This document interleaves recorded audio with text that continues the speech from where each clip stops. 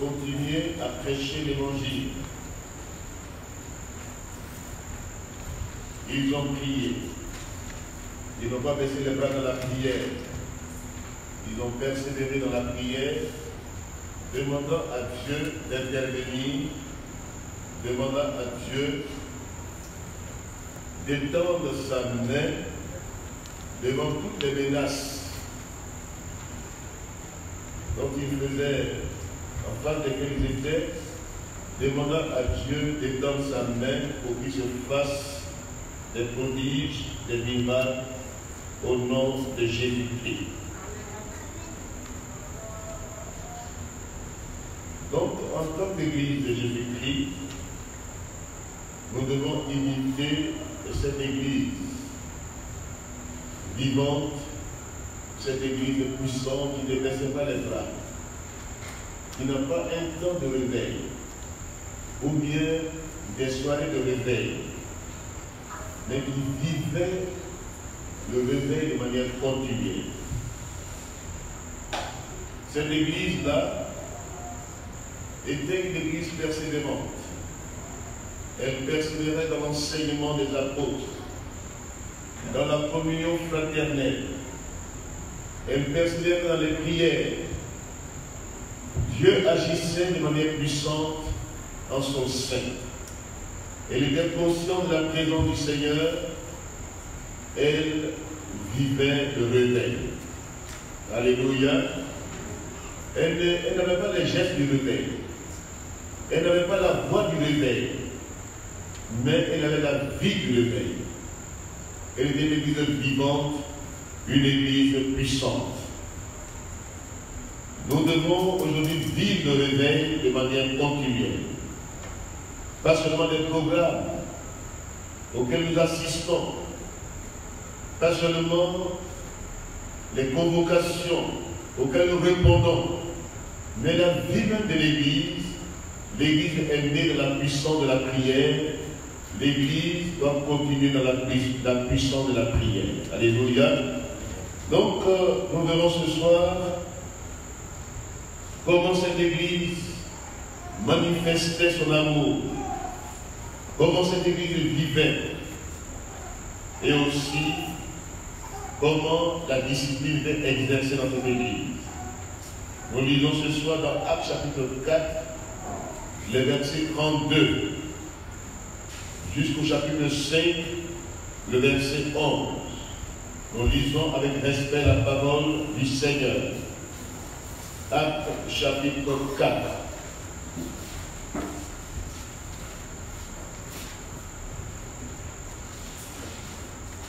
À partir du verset 32 jusqu'au chapitre 5, le verset 11. Vous cherchez avec moi la parole, nous la lirons ensemble. Actes chapitre 4, à partir du verset 32, il nous parle de la solidarité des croyants. Tous ceux qui étaient devenus des croyants vivaient dans une parfaite unité de cœur et d'esprit. Personne ne se prétendait propriétaire de ses biens, mais ils partageaient tout ce qu'ils avaient. Avec une grande puissance, les apôtres rendaient témoignage de la résurrection du Seigneur, Jésus. Et la grâce de Dieu agissait avec force en eux tous. Verset 34, aucun d'eux n'était dans le besoin, car ceux qui possédaient des champs ou des maisons les vendaient, apportaient le produit de la vente et le remettaient aux apôtres. Ceux-ci le répartissaient alors entre tous, et chacun recevait ce dont il avait besoin. Verset 36, c'est ainsi que par exemple, un certain Joseph possédait un terrain. C'était un Lévite originaire de Chypre. Les apôtres le surnommaient Barnabas, ce qui veut dire l'homme qui encourage. Alléluia. L'homme qui par sa présence encourage. Il vendit son champ, apporta l'argent et le déposa aux pieds des apôtres. Mais chapitre 7 maintenant, mais un certain Ananias avec sa femme Saphira vendit aussi une propriété et en accord avec elle mit de côté une partie de l'argent de la vente, apporta le reste aux apôtres et de leur venue. Pierre lui dit, Ananias, comment as-tu pu laisser Satan envahir à tel point ton cœur?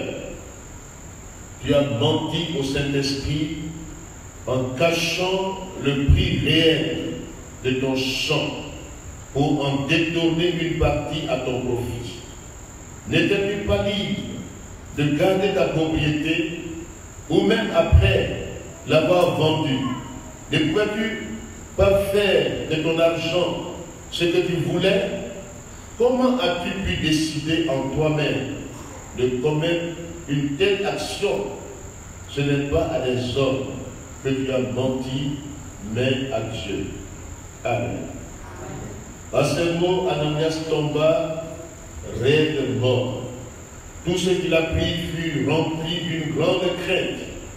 Des jeunes gens vinrent envelopper le corps, puis l'emportèrent pour l'enterrer. Environ 3 heures plus tard, la femme d'Ananias entra sans savoir ce qui s'était passé.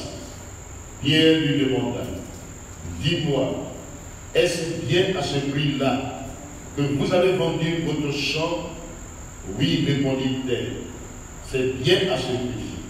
Alors Pierre lui dit, comment avez-vous pu vous concerter pour provoquer ainsi l'Esprit du Seigneur? Écoute, ceux qui viennent d'enterrer ton mari sont devant la porte et ils vont t'emporter toi aussi.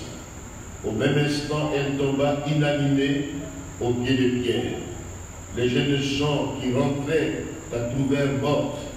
Ils l'emportèrent et l'enterrèrent aux côtés de son mari. Cet événement inspira une grande crainte à toute l'Église ainsi qu'à tous ceux qui en entendirent parler. Que Dieu bénisse sa parole. Amen. Le titre même c'est la correction dans l'Église.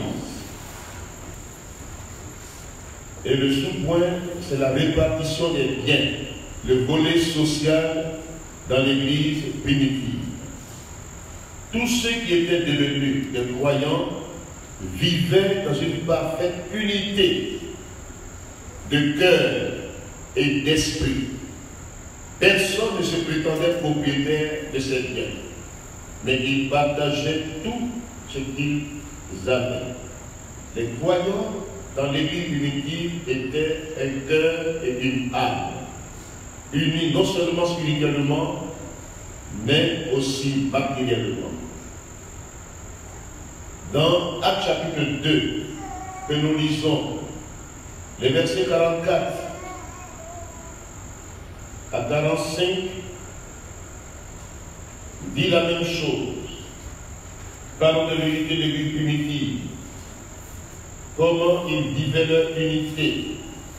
Unité d'esprit, unité dans la vision.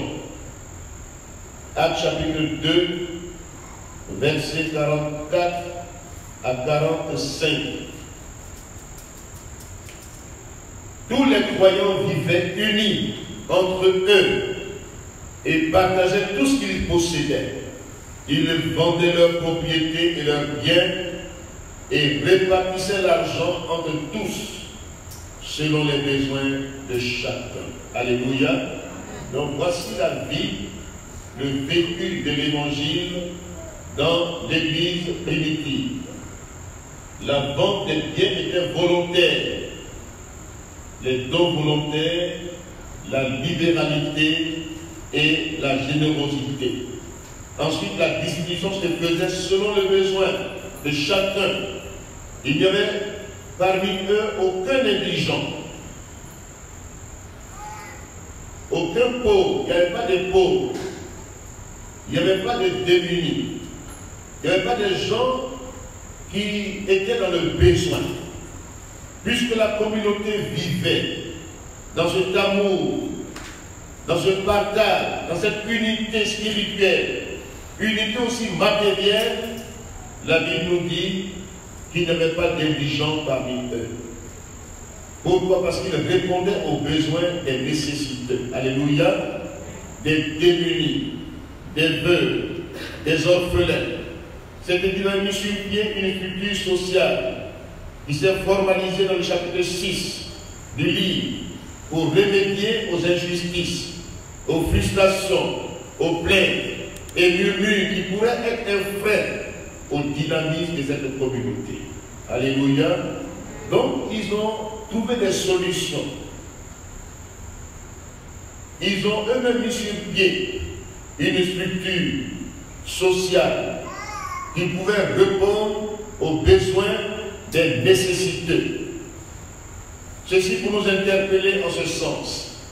Une église, telle que nous sommes ce soir encore, une famille, une communauté qui vit l'amour pratique, ne peut rester indifférent ou avoir en son sein des individus qui soient insensibles aux besoins des plus vulnérables, des faibles, des laissés pour compte, des sans-voix, des blessés du chemin. Nous avons besoin d'une réelle organisation pour qu'il n'y ait pas de fossé entre croyants qui ont le même Père, le Dieu à qui appartiennent l'or et l'argent. Alléluia. Si Dieu nous a mis les uns à côté des autres, c'est pour nous entraider, c'est pour vivre comme l'Église primitive vivait, dans l'amour, dans l'unité spirituelle, mais aussi dans l'unité matérielle. Alléluia.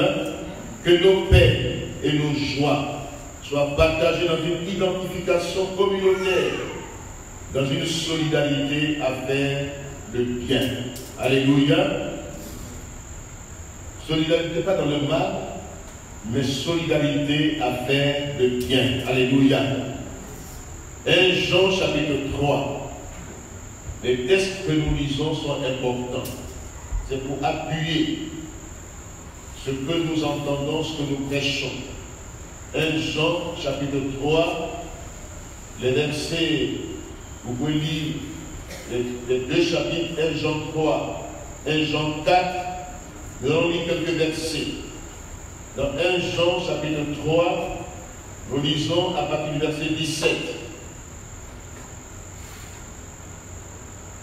Mes chers amis, aimons-nous les uns les autres, car l'amour vient de Dieu. Alléluia. Celui qui aime est né de Dieu. Ça c'est le chapitre 4, le verset 7. Mais nous revenons au chapitre 3, le verset 17.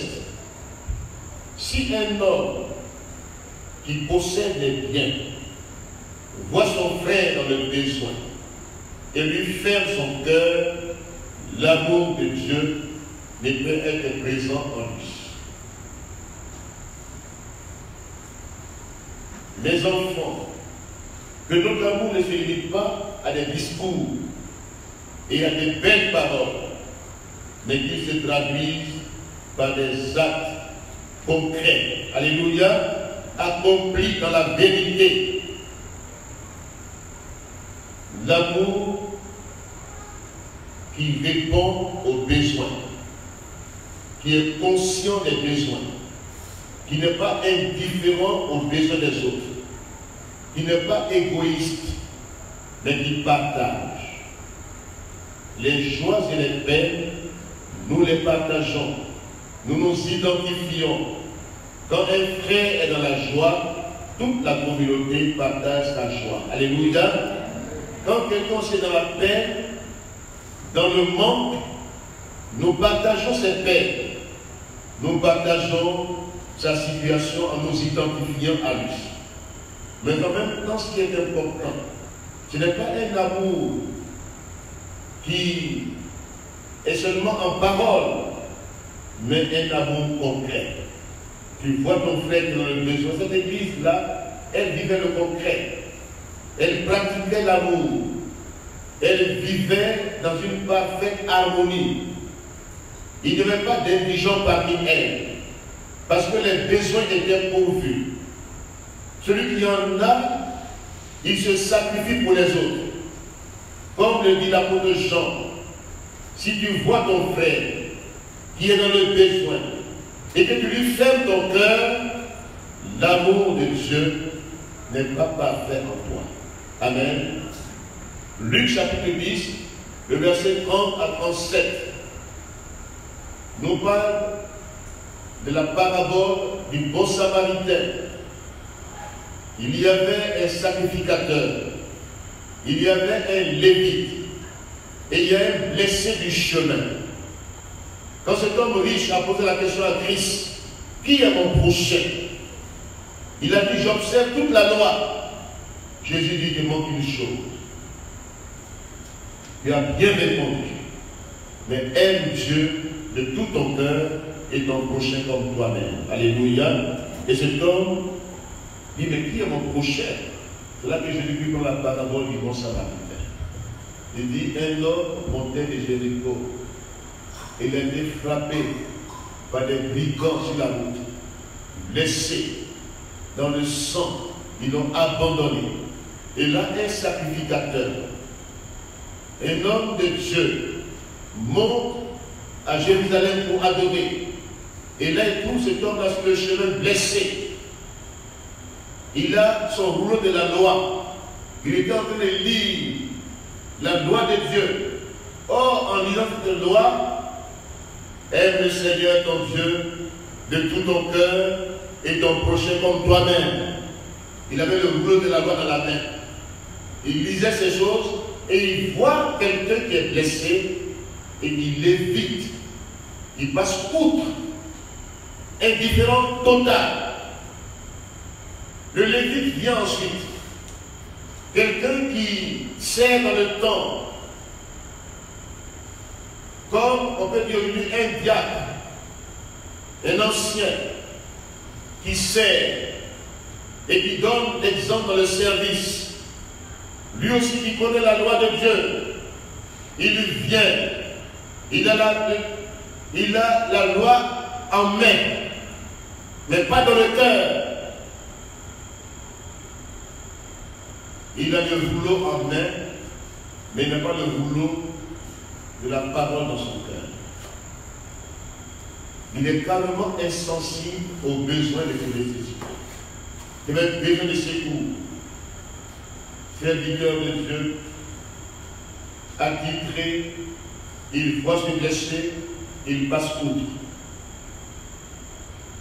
Et c'est là qu'intervient maintenant. Il se voit pourquoi on l'appelle bon samaritain. C'est un samaritain, un païen. Mais puisqu'il a fait une œuvre, il a appliqué, il a pratiqué la parole de Dieu, il n'a pas la Bible, il n'a pas le rouleau de Dieu dans sa main, mais il a la conscience dans son cœur. Alléluia. Il est conscient du besoin des nécessiteux. Conscience dans son cœur. Il a vu cet homme blessé. Il descend de sa monture. Il soigne ses blessures. Il le met lui-même. Il se sacrifie. Il s'éclipse. Il quitte là pour que l'autre monte sur ce cheval, cette monture. Et il l'accompagne pour le mettre dans un hôpital, un hospice. Une auberge. Dans les temps anciens, c'était une auberge.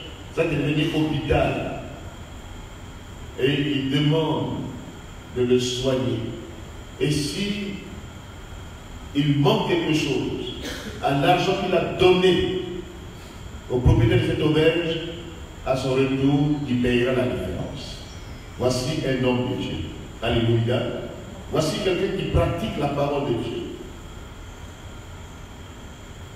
Ceci pour vous dire, pour actualiser cela, nous avons organisé un concert. Un concert en l'honneur des veuves et des orphelins. Pour leur donner un peu de joie dans le cœur. Mais la remarque, c'est que nous-mêmes qui avons organisé ce concert, nous avons prié par notre absence. Nous avons prié par notre absence. Les tickets qui devaient être vendus dans les églises, les gens pensaient qu'il faut boycotter.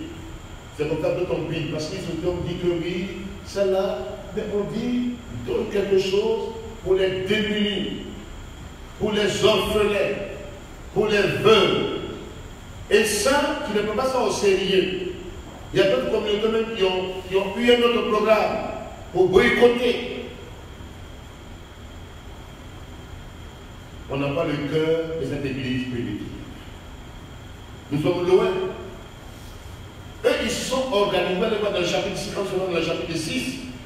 C'est là que la notion de dette est sortie pour s'occuper des affaires matérielles dans la communauté. Que Dieu nous vienne en aide aujourd'hui. Et que chacun prenne conscience du bien fondé du volet social de la communauté. Vous allez voir tout à l'heure la suite. Vous allez voir les conséquences directes de cette prise de conscience de l'Église primitive. Puisque le volet matériel, il y avait la solution. L'Église tout entière s'était engagée à apporter, à soutenir, à s'identifier, à penser les uns aux autres. Cette Église-là manifestait le vrai amour que Dieu nous demande aujourd'hui. Nos églises sont pauvres dans ce domaine social. Et les incroyants, à l'image de ce bon samaritain, c'est eux aujourd'hui qui appliquent la parole de Dieu sur nos yeux. Vous allez voir les ONG dans la nation qui s'occupent des orphelins, des veuves, des démunis, les enfants de la rue. Il y a des structures qui les accueillent, des structures d'accueil. Or, ils sont limités. Jésus a dit à ses disciples, après avoir prêché l'évangile, parce que l'évangile que nous prêchons s'occupe de l'homme tout entier. Alléluia. Ce n'est pas seulement de dire, viens, j'ai prié pour toi. Viens, et puis après, que Dieu te bénisse. Va en paix. Il a des besoins, des réels besoins. Et si Dieu nous a placés là, c'est pour répondre aux besoins de tous ceux qui sont dans des situations difficiles. Les blessés du chemin, les laissés pour compte, les jeunes gens, les jeunes filles, les enfants qui n'ont personne pour les secourir. Si l'Église est indifférente aux besoins de ces personnes, elle ne vivra pas le vrai réveil que nous attendons. Que Dieu nous vienne en aide aujourd'hui. Ne pensons pas à nous seulement. Ne soyons pas là seulement pour qu'on pense à vous seulement, mais pensez aux autres.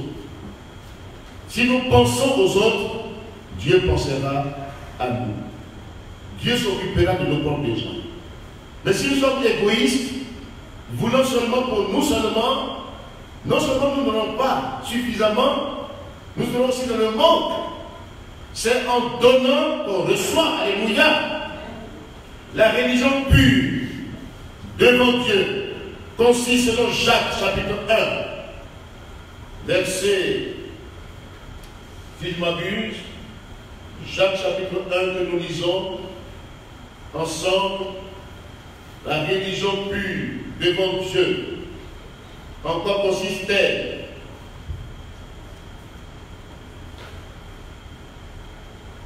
En quoi consiste-t-elle?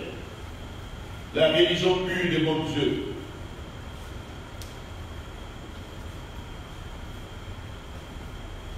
Vous connaissez le verset? Elle consiste à faire quoi?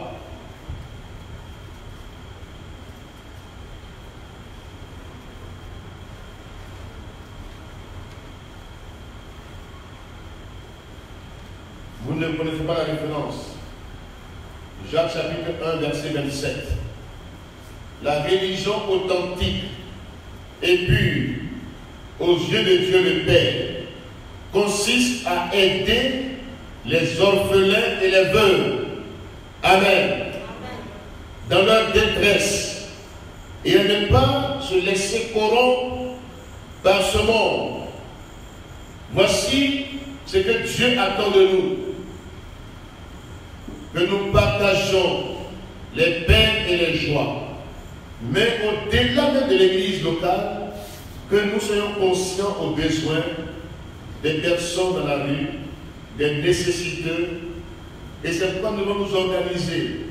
Réellement, nous y croyons que nous y arriverons. Alléluia. Avec Dieu, nous ferons des exploits. Même si les faibles commencements sont méprisés, mais Dieu nous aidera ensemble à y arriver. Alléluia. Joseph se détache du lot comme échantillon caractéristique de la vie de cette communauté. Les versets 36 à 37 de Actes chapitre 4. Nous voyons un homme qui se détache. Il est à l'image de cette communauté tout entière. Le vécu de cette communauté. Il vivait dans la puissance du Saint-Esprit. Il est le reflet et l'image parlant de cette église généreuse et libérale. Joseph, surnommé par les siens Barnabas, ce qui signifie fils d'exhortation, d'encouragement, évidemment à cause de son caractère et de son talent, pour encourager ceux qui étaient abattus, aussi bien que pour motiver et susciter dans la communauté la joie de donner librement et volontairement pour l'œuvre de Dieu. Alléluia. Voici l'image, l'échantillon de cette église primitive. C'est comme cette église est un échantillon. Le vécu, l'image de cette église primitive. Comment elle était organisée? Comment de manière volontaire cette église donnait librement à Dieu? Le chapitre 2 nous le dit, versets 44 à 45. Ils avaient tout en commun. Donc ils vivaient une communion spirituelle et aussi la communauté. Matériellement, ils vivaient un véritable amour. Alléluia. Et voici cet homme surnommé par les siens Barnabas, fils d'exhortation. J'aimerais vous poser la question. Est-ce que votre présence dans cette communauté encourage les autres? Ça, c'est une question. Est-ce que ma présence, est-ce que quand je suis là, est-ce que les gens peuvent être soulagés, être encouragés par ma présence? Que chacun réponde à cette question. Est-ce que quand je parle, quand j'agis, est-ce que ma vie encourage les autres? Est-ce que je motive les autres ou je les décourage par ma conduite? Est-ce que je le sens de la motivation dans la communauté? Ou bien je suis replié sur moi-même, pensant à mes propres problèmes, à mes propres difficultés, à tel point que je boude même tout ce qui se passe autour de moi? Nous devons répondre à cette question ce soir. Es-tu un fils d'exhortation? Es-tu un fils d'encouragement? Est-ce que parfois les gens peuvent dire, voici celui qui nous console, voici celui qui nous encourage? Quand il prend la parole dans la communauté, nous sommes motivés à soutenir l'œuvre de Dieu, à donner librement. Est-ce que sa présence nous encourage? Ce soir, que ta présence encourage les autres. Amen. Amen. Que ta présence exhorte les autres. Ne cherche pas autour de toi. C'est de toi que je parle ce soir. Souvent nous pensons que les autres d'abord, mais en priorité moi. Quand je parle d'abord de moi-même. Est-ce que je suis un fils d'exhortation, d'encouragement de la communauté? Est-ce que ma présence encourage? Est-ce que mes paroles encouragent, édifient, consolent, exhortent?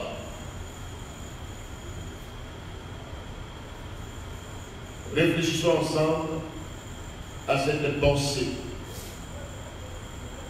Joseph, surnommé Barnabas, était un fils d'encouragement par son caractère, par ses talents.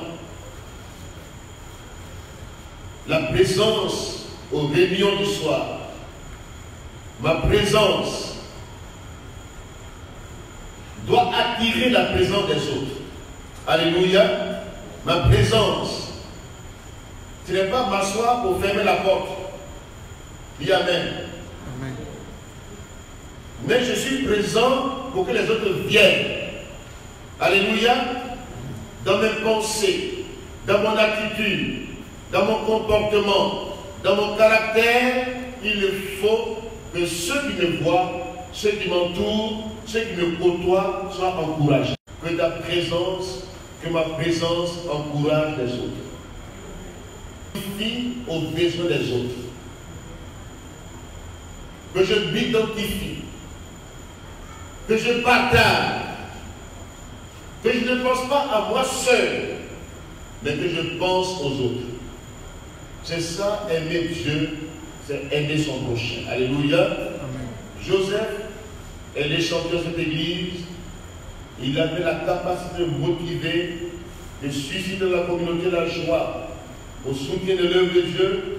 Quand il intervient dans vue, et les personnes de cette communauté, quand ils interviennent, les gens sont motivés à donner. Parce qu'eux-mêmes donnent l'exemple. Il n'est pas seulement quelqu'un qui motive, il est lévite. Selon la loi de Moïse, propriétaire de rien.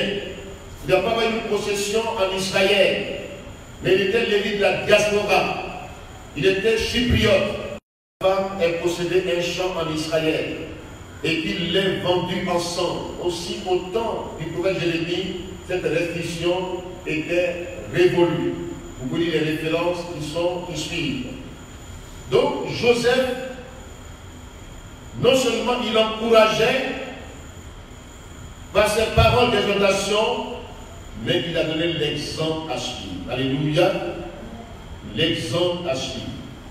Lui-même, il a vendu son champ. Il a apporté l'argent. Et il a déposé l'argent aux pieds des apôtres. Ce qui nous intéresse dans cette dynamique de l'amour vécu au quotidien par les œuvres sociales, c'est que les ministères, alléluia, voyez-vous le résultat maintenant, la conséquence directe, les ministères de la parole, les ministères dont sont libérés dans les vies publiques. Alléluia, parce que les soucis financiers, soucis matériels, ils étaient des soucis financiers, soucis matériels, ils sont déchargés du fardeau, des démunis, des nécessiteux, parce que les besoins étaient pourvus. Ils pouvaient, après la réponse du Seigneur à leur prière, annoncer avec force témoignage de la résurrection du Christ. Alléluia. Et une grande grâce reposait sur eux. Ce qui libère les ministères de la communauté, c'est quand les ministères sont déchargés des soucis financiers, des soucis matériels. Quand la communauté comprend que nous sommes là, nous sommes une famille, nous devons partager les peines ensemble, les joies ensemble. Les personnes qui ont des difficultés, souvent, le pasteur n'est pas habilité à tout savoir, à tout connaître dans la communauté. Il faut qu'on évite les murmures, les plaintes. Si tu vois un frère dans le quartier, une sœur qui est dans le besoin, elle a un besoin qui est à ton niveau d'abord, et ensuite informer la communauté de ce besoin pour que la communauté tout entière intervienne. C'est l'échantillonnage. Tu es un échantillon de la communauté. Tu agis d'abord comme Joseph Barnabas. Il n'a pas attendu quelqu'un. Il n'a pas voulu d'abord que ce soit tout le monde qui cotise. Il n'a pas attendu une cotisation. Mais il a pris les devants. Parce qu'il était enseigné dans ce domaine. Il connaît ce qui se dit dans cette église. Il a pris les devants il a donné l'exemple.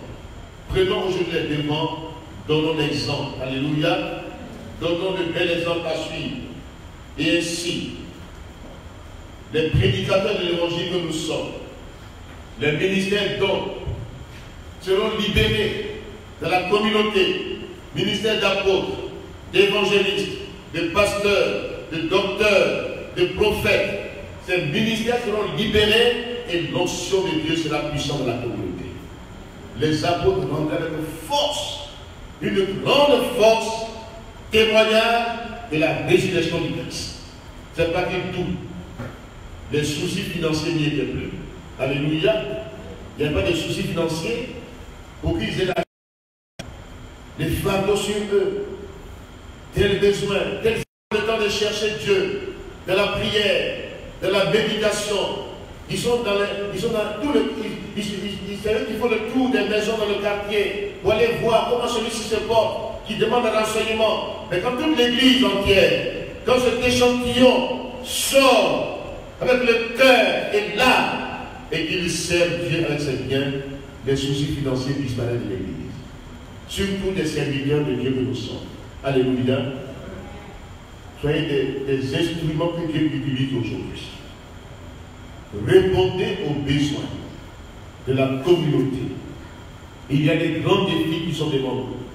Ces défis ont besoin des hommes et des femmes comme Joseph, comme Barnabas, comme Joseph d'Arimathée, qui était le Seigneur Jésus-Christ, comme Marie de Magdala, ces femmes qui servaient Jésus-Christ avec leurs biens.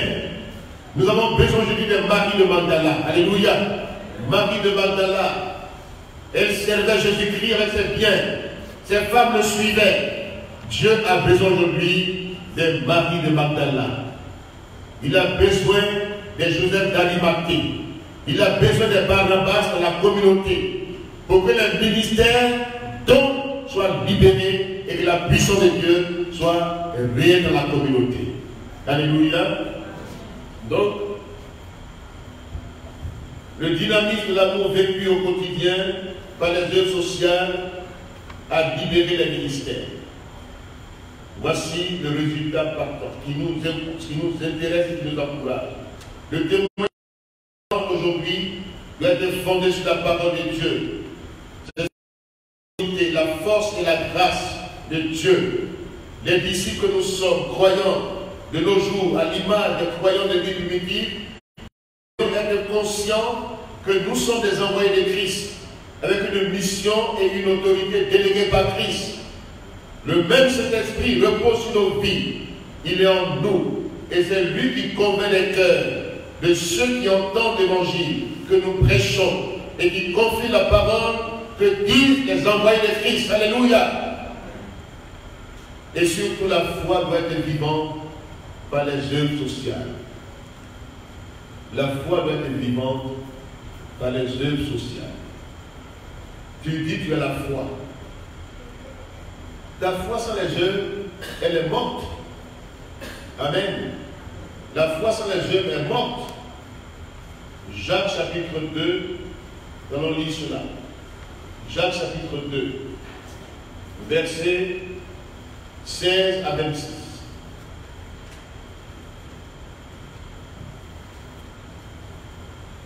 Jacques chapitre 2, versets 16 à 26. Et voilà que l'un de vous leur dit, et c'est bien ça.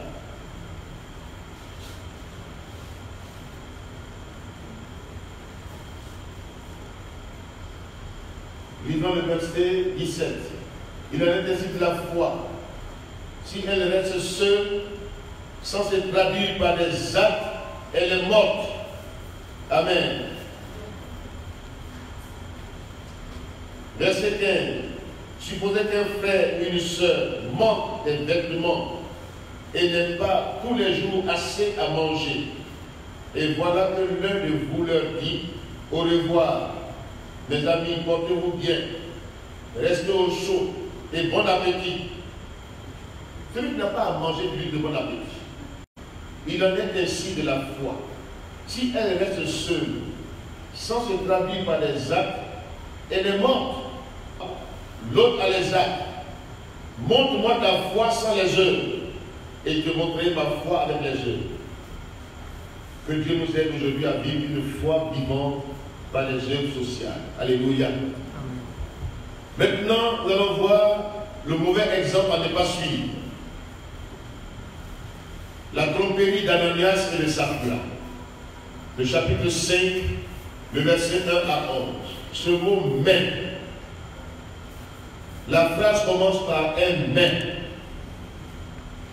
Quand quelqu'un fait une bonne action, et puis on commence, ou bien après la bonne action, on a juste le mot « mais », quand c'est placé en début de phrase, et c'est en opposition à la première pensée. La pensée première, l'idée en amont, ce mot même placé en début de phrase, vient en opposition du bel exemple donné dans les versets précédents. Alléluia. Voyez-vous, on parle du bel exemple d'Ananias dans le chapitre 4 jusqu'à la fin des versets 36 à 37. Et puis maintenant, on commence le chapitre 5 en disant « mais ». La première idée, la première pensée, elle est bonne. Le premier exemple est bon. C'est un bon exemple à suivre. Et le chapitre 5 commence « mais ». Un certain Ananias, avec sa femme, Saphira, aux apôtres et le leur venu. Et le reste de l'Église était différent du mauvais exemple qu'il va suivre. Mauvais exemple à ne pas imiter. La générosité de l'Église, le don de libéralité en son sein, différait manifestement de l'égoïsme de ce couple, Ananias et Saphira. Le péché d'Ananias et Saphira, sa femme expliquait, et de Saphira, sa femme, expliquée dans les versets 3, 4 et 9, nous rappelle celui d'Achan dans Josué 7. Référent Nombre chapitre 15, versets 32 à 36. Nombre chapitre 16, versets 1 à 35. Le champ vendu par ce couple était leur propriété. Personne ne leur a imposé quoi que ce soit. Ils n'avaient aucune pression. Ils auraient, en demandant, ils auraient même pu garder. Ils auraient pu évidemment. Vous me suivez, hein? Ils auraient pu évidemment garder, corriger, garder le produit de la vente. Mais de connivence, l'un avec l'autre, ils mentirent en disant qu'ils avaient donné tout l'argent, alors qu'ils n'en avaient donné qu'une partie. Voici le péché expliqué d'Ananias et de Saphira. Ils n'avaient aucune pression sur leur vie. Ce n'est pas une obligation. Ce n'était même pas une contrainte. Même s'ils avaient vendu leur champ, la propriété, c'était leur propriété. Il n'y a pas besoin de dire on donne par imitation, sans conviction. Ils ont voulu se montrer, paraître devant l'Église, pour dire qu'eux aussi ils donnent. L'exemple qui va nous interpeller ce soir, c'est ce péché de mensonge. Le premier péché qui a été introduit dans l'Église primitive, c'était le péché du mensonge. Le mensonge. Souvent, ce péché est visible dans l'Église aujourd'hui. Même dans le donner des dîmes, des offrandes, on pense que c'est à l'homme qu'on donne. On peut même retenir sa dîme. On peut la payer à moitié. On n'a pas de pression. On n'a aucune pression.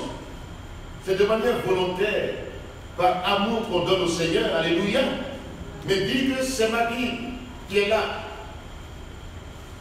C'est ce que j'ai gagné qui est là. C'est une demi-vérité. Et c'est un mensonge. Que Dieu nous vienne en aide aujourd'hui. Ananias et Saphira ont voulu plaire.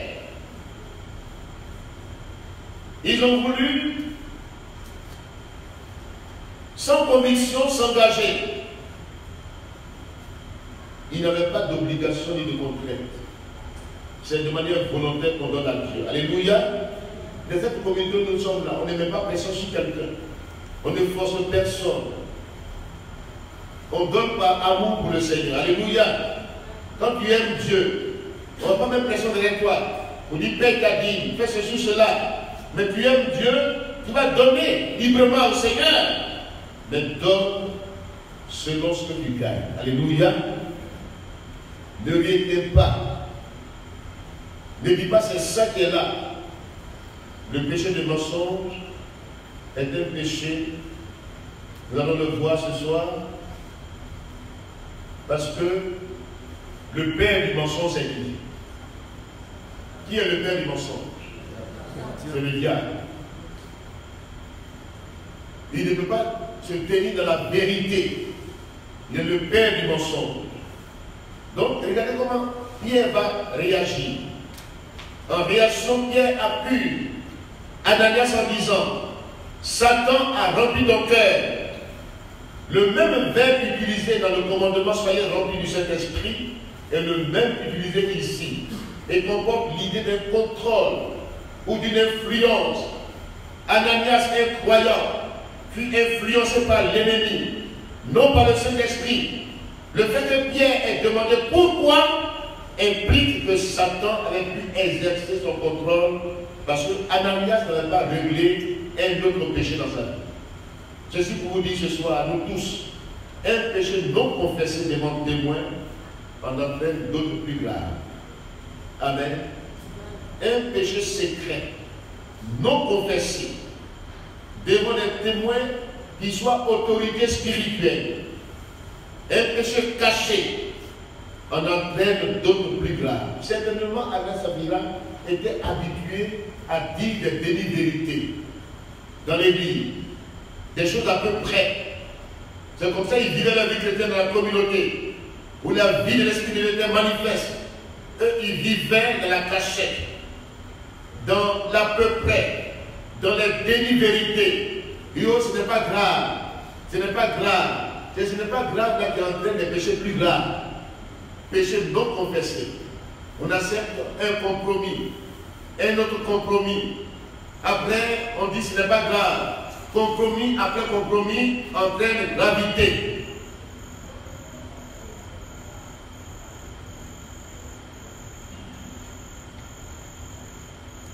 Pierre avait fait mention du mensonge d'Ananias au Saint-Esprit. Verset 3. Il dit maintenant qu'il a menti à Dieu. Nous avons ici une affirmation de la divinité du Saint-Esprit. Le fait que les croyants avaient le droit de garder leur argent montre que ce n'était pas du socialisme ou du communisme chrétien. C'était une organisation volontaire pour le soutien de l'Église. Ananias, entendant ces paroles, tomba et expira. Comme Pierre le dira plus tard dans son épître, le jugement commencera par la maison de Dieu. 1 Pierre 4, 17. Nous avons ici le cas de péché qui entraîne à la mort. 1 Jean 5, 16. Cette correction fut sévère parce qu'elle devrait servir d'exemple comme le cas d'Akan le fut pour Israël en 1 Corinthiens 10, verset 6. Puis Saphira, qui n'était pas au courant de la mort soudaine de son mari, mentit également à propos du prix auquel ils avaient vendu le champ. Pierre accusa Saphira de cette mise d'accord avec Ananias son mari pour tenter l'esprit du Seigneur. C'est voir jusqu'où on peut aller avant d'être jugé par Dieu. C'est voir s'il accomplira sa parole. C'est le fait de tenter Dieu, d'essayer Dieu, pour voir si sa parole-là va s'accomplir pour le pousser jusqu'aux limites du jugement. C'est ce que fit Ananias et Saphira. Deutéronome 6, verset 16. Matthieu 4, 7. Elle tomba également et expira. Une fin triste pour ce couple. Comme conséquence de la correction de ce couple, tous les croyants et les incroyants qui apprirent ces choses ressentirent une grande crainte, conséquence déjà énoncée au verset 5, et répétée ici pour souligner davantage la gravité du péché du mensonge, qui tire son essence de la nature du diable. Le mensonge va de pair avec le vol et la méchanceté, le meurtre. Jean chapitre 10, verset 10a. Jean chapitre 8, 42 à 46, vous pouvez lire à la maison. Le mensonge, c'est ne pas aimer la vérité, qui est Jésus-Christ lui-même. C'est ensuite ne pas comprendre le langage de Dieu et vouloir toujours argumenter par des faux raisonnements. Comprendre les choses à l'envers. Avoir un esprit tordu. C'est ne pas se tenir dans la vérité par hypocrisie, semblant, vouloir paraître. Le menteur, on le reconnaît par ses rapports sur le dire des autres. C'est un rapporteur, un menteur, c'est un rapporteur. On dit, il se passe qu'on dit pour parler. Il est imitateur, il est critique, il retranche, il rajoute à l'information, il la déforme, il donne une bonne impression extérieure, mais est un espion interne. C'est un traître. La malhonnêteté, l'abus de confiance, la tromperie, l'infidélité sont les traits caractéristiques d'un milieu où sévit le mensonge. Devenons de vrais fils d'Abraham, alléluia, des vrais enfants de Dieu. Ce qui marque la différence entre un vrai enfant de Dieu, sinon un vrai, ou bien un enfant du diable, et celui de Dieu se situe à ce niveau du mensonge et de la vérité. C'est une opposition. Mensonge est opposé à la vérité. Dieu est mécontent quand il voit ce péché de mensonge tenu secret dans son église. Cette âme empruntée à l'ennemi pour penser se sortir d'affaire, ne pas perdre la face par orgueil, alors que cela rend les armes spirituelles inefficaces et rend ses victimes ridicules et confuses. Que Dieu, par son esprit, nous délivre de l'esprit du mensonge aujourd'hui, de la séduction, de l'apostasie, au nom de Jésus-Christ. Amen. Amen. Que Dieu nous délivre du mensonge aujourd'hui. Voyez-vous la gravité de ce péché dans l'église primitive? Ce péché a été puni, la correction a été vraiment terrible. Et j'entends supplier, pourquoi Dieu peut agir comme ça? Le Dieu de grâce, le Dieu de miséricorde. Dieu n'est pas d'accord avec le mensonge. Parce que tout menteur est fils du diable. Le diable est menteur. Dès le commencement, dans le jardin de l'Éden, il a menti à Adam et Ève. Des choses, des demi-vérités. Il a argumenté, il a discuté pour qu'on accepte sa doctrine et ça induit l'humanité dans le chaos. Satan est un menteur.